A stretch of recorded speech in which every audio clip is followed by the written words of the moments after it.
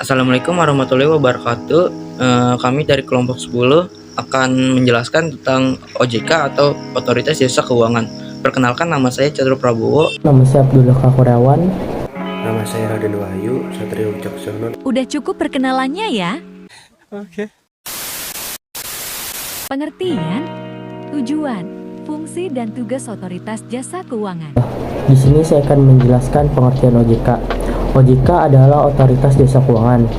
OJK adalah lembaga negara yang dibentuk berdasarkan Undang-Undang Nomor 21 Tahun 2011 yang berfungsi menyelenggarakan sistem pengaturan dan pengawasan yang terintegrasi terhadap keseluruhan kegiatan di dalam sekitar jasa keuangan, baik di sektor perbankan, pasar modal, dan sektor jasa keuangan non-bank seperti asuransi, dana pensiun, lembaga pembiayaan, dan lembaga-lembaga jasa keuangan.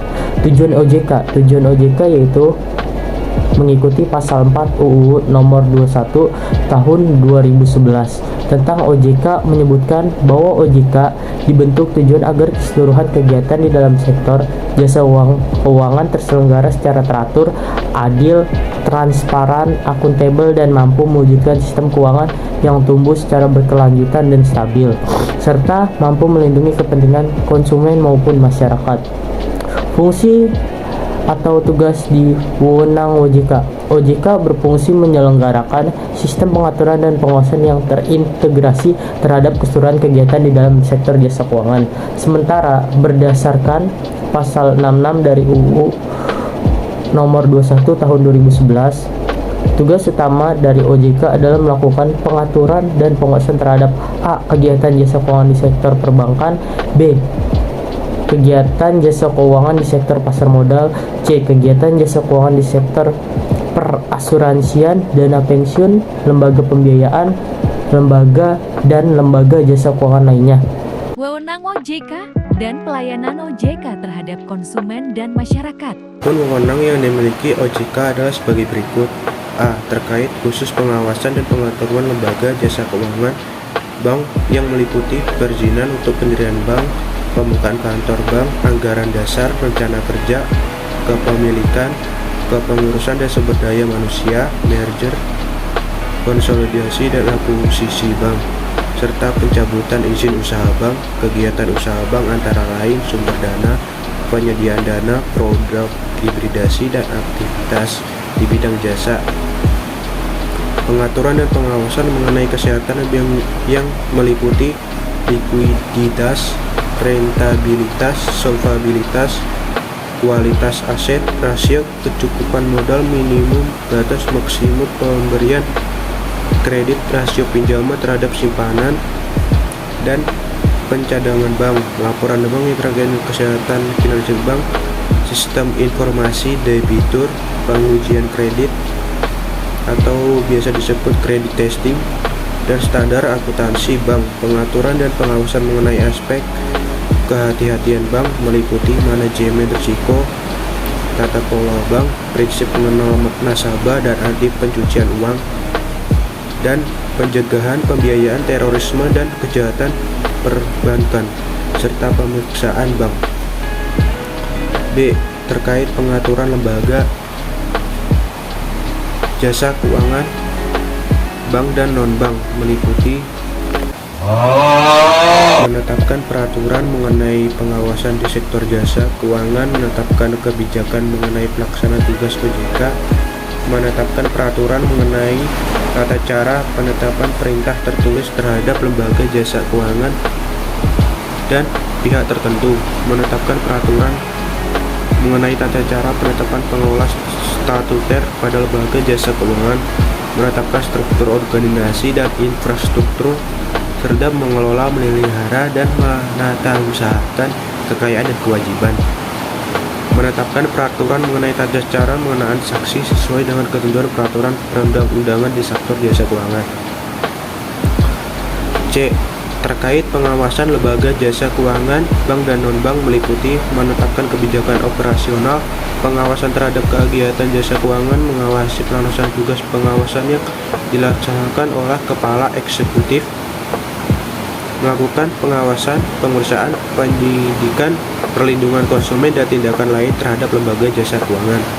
Pelaku dan atau penunjang kegiatan jasa keuangan sebagaimana dimaksud dalam peraturan perundang-undangan di sektor jasa keuangan memberi perintah tertulis kepada lembaga jasa keuangan dan atau pihak tertentu melakukan menunjukkan pengelola statuter, menetapkan penggunaan pengelola statuter, menetapkan sanksi administratif terhadap pihak yang melakukan pelanggaran terhadap peraturan perundang-undangan di sektor jasa keuangan, memberikan dan atau mencabut izin usaha, izin orang perseorangan, efektifnya pernyataan pendaftaran, surat tanda terdaftar, persetujuan melakukan kegiatan usaha, pengesahan, persetujuan atau penetapan pembubaran dan penetapan lain layanan OJK terhadap konsumen dan masyarakat.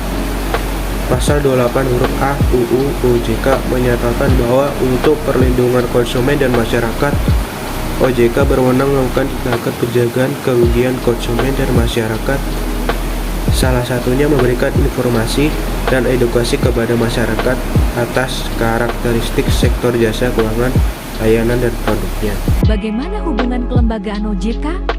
Hubungan kelembagaan OJK. 1. Hubungan OJK dengan BI menurut pasal 39 UU nomor 21 tahun 2011. OJK bisa berkoordinasi dengan BI dalam pengaturan dan pengawasan perbankan. Misalnya dalam hal kewajiban pemenuhan modal minimum bank ataupun kebijakan penerimaan dana dari luar negeri, penerimaan dana valuta asing maupun pinjaman komersial luar negeri. Berikut ini berbagai bentuk nyata sinergi antara BI dan OJK. A. OJK berkoordinasi dengan BI dalam membuat peraturan pengawasan di bidang perbankan. Hal tersebut merupakan salah satu contoh bahwa kesatuan langkah kedua lembaga harus selalu ada. Kombinasi kompetensi dari personel masing-masing lembaga dimaksud akan mampu menciptakan suatu tatanan aturan perbankan yang lebih sempurna. Penyamaan persepsi antara BI dan OJK dalam menentukan kebijakan atau pengaturan perbankan akan menghasilkan tatanan sistem perbankan yang tangguh dalam menghadapi segala kondisi. B. Tidak hanya dalam pembuatan aturan, BI dan OJK juga harus terintegrasi dalam tukar-menukar informasi perbankan.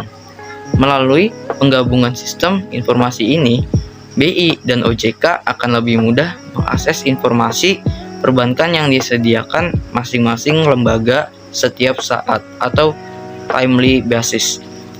Informasi strategis yang dimiliki masing-masing lembaga dan aksesibilitas yang mudah sangat menunjang efektivitas pelaksanaan tugas. C. Dalam rangka pemeriksaan bank, BI dan OJK juga harus melakukan hubungan timbal balik. BI dalam kondisi tertentu akan melakukan pemeriksaan khusus terhadap bank setelah berkoordinasi dengan OJK. Begitupun sebaliknya. Dalam hal OJK mengidentifikasi bank tertentu mengalami kondisi yang memburuk, maka OJK akan segera menginformasikan kepada BI. Kerjasama resiprokal dimaksud sangat bermanfaat untuk mengantisipasi dampak sistemik negatif dari suatu kondisi perbankan. Dengan kerjasama itu pula, tindakan penanganan yang tepat dapat diambil dengan cepat. 2. Hubungan OJK dengan LPS sesuai pasal 41 UU nomor 21 tahun 2011. OJK menginformasikan kepada lembaga penjamin simpanan atau LPS mengenai bank bermasalah yang sedang dalam upaya penyihatan oleh OJK.